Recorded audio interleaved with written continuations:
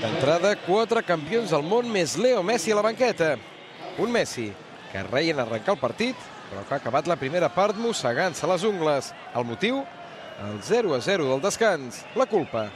Aquesta taranyina defensiva de l'Atlètic. Es poden comptar els lleons, tants com 9.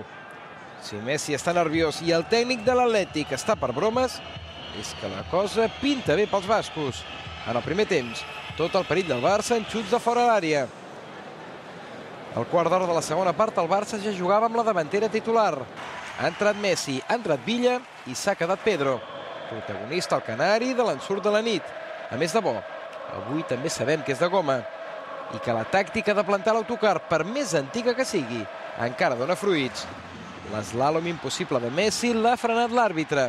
Ai, si hagués donat la llei de l'avantatge. El gol de Villa no ha pujat al marcador perquè l'ha encaçat en fora de joc. A passada de Messi, Piqué l'ha tinguda 2 minuts al final.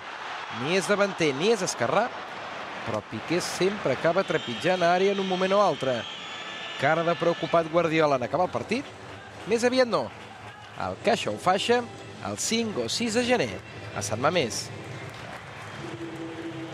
Hem dominat, ens ha faltat un pèl de profunditat, sí, al final, als últims metres, ens ha faltat aquella finor, però és una eliminatòria.